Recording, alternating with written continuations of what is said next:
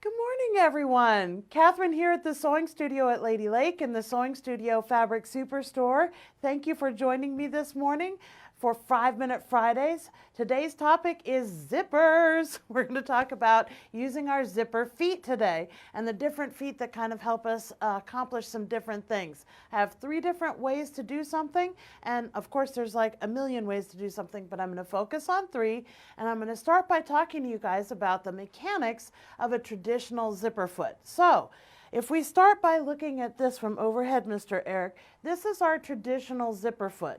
There are 2 sides to the foot, and here I have my little diorama. So from up front, Mr. Eric. So when we look at the traditional zipper foot, you are able to choose whether you want to sew on the right side of your zipper or on the left side of your zipper, depending on how you position things. And the way that they're engineered is that right here, this is where the teeth of your zipper are. They fall down under this ridge and they butt right up against the foot. So you can have that perfect placement of your zipper. From there, you have this little inset here. That little inset actually allows you to move your needle within that space. So if your feet are here, the teeth of the zipper are here, you can move your needle closer to your teeth or further away from your teeth, okay? So that's how you achieve the distance and you keep it right in line with everything that you're doing. Okay, so I just want to take a second to show you the traditional kind of way of doing zippers. All right, so when you're choosing your foot, you need to decide. So from this close up here, Mr. Eric, again, you've got your traditional foot. Your traditional foot has the 2 different sides that you can clamp onto.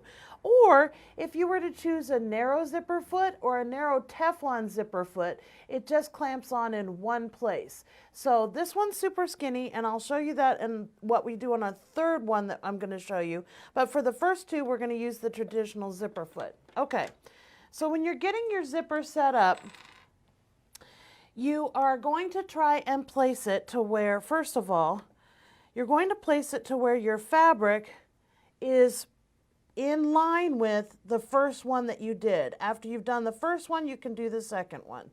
So I'm lining the 2 up so that the 2 fabrics are in line with one another here. And I'm going to place my fabric right on the edge of my zipper fabric.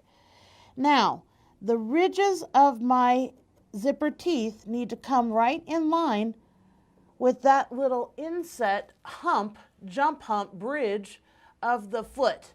So you line that up. Now, once you've lined that up, you need to think about where you're positioning your needle in terms of those things. Okay, so right now I have my left needle chosen and I can look at my width. And here's my width. When I'm on my width, I can adjust my width on a straight stitch because, hello, it's a straight stitch. I can adjust my width in order to move my needle position. So if you look over here at the needle position, I can move my needle to tuck it closer in against that little inset of the hoop. So that little loop, the little loop that you have, here, hold on, that little loop of the zipper, Eric, can you show it from up front real quick? So this little inset part right here, that's where I'm talking about. You need to decide where exactly you want to put your needle. Obviously, you don't want a center needle position because you'll break it. I know we've all broken needles before, but you want to position it where it's going to be safely in this zone somewhere, and you have a little bit of wiggle room. So wiggle room is always good. Okay, so once you have it set, let me just get up close here from the front. Once you have it set where the teeth are riding right along that zone and the edge of your teeth are also on the side of the foot right there, by doing all of that, I can get my zipper sewn in place. Okay, so I've got it set on slow because, you know, slow and steady wins the race. And basically, I can feel the ridge of my teeth against the edge of my foot, and that's how I keep everything in line and in place. So once I've done that, I can open up my fabric and I can see that I've got it placed at that perfect distance that I wanted on that particular style of zipper. So this is a more traditional zipper to do. And FYI, Eric, if you can come to the front real quick. I like to do my zipper longer than my piece because that way I don't have to fudge with moving my pull in and out while I'm in the middle of sewing. So if my zipper is longer than my piece, I'm able to do that a little bit more easily. So this is just kind of like the traditional way of installing a zipper. Okay, so let's talk about a kind of invisible zipper. Kind of invisible because there is an invisible zipper foot, but that works a little bit differently. So I just wanted to focus on the normal one. So actually, if you can see here up close, I have sewn two pieces of fabric together. So I've sewn those two pieces of fabric together and I have put the seam directly in where the teeth are laying. So you can see between my fingers are the teeth of the zipper. And the seam is right down the center of the teeth. So once you've sewn this down, once you've sewn down either side of your zipper on this one, you actually will take your seam ripper from up top, Mr. Eric.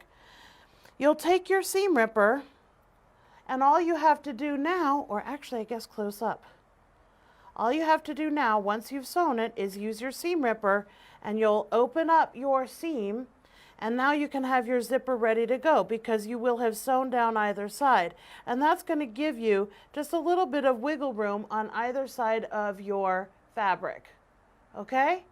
So that's kind of like an invisible zipper appearance to what you're doing when you have it done that way. You end up with just under 1/4 of an inch of fold from the seam to the edge there. So again, your stitching lays right on the side of your teeth, and when you're done, you put your seam ripper in, rip it open, and you've got just a little bit of wiggle room on either side of your zipper teeth. Okay, and this one is the cool one. This is the bonus for the day. Not many people have done a Welt Pocket. This is kind of like a fake version, a cheater version. So when you do a Welt Pocket, you actually kind of like write down and mark out a box with little triangles at either end. So the cool thing about this particular fabric is it's exactly wide enough to install a zipper. So I marked it and then I opened it. So you sew down the center or cut down the center part of it, and then on these triangle pieces you actually cut to the corner on each of these triangle pieces. So right there you can see I've got my little triangle cut out on the diagonals. Once you've done that, you actually take your piece and tuck it into that opening. When you do that, by the way, your fabrics are right side together. So once you've tucked it in your opening, now you can press this way. Okay, so once you've done that, you can take your zipper and pin it in place and just sew around the box of the Welt Pocket.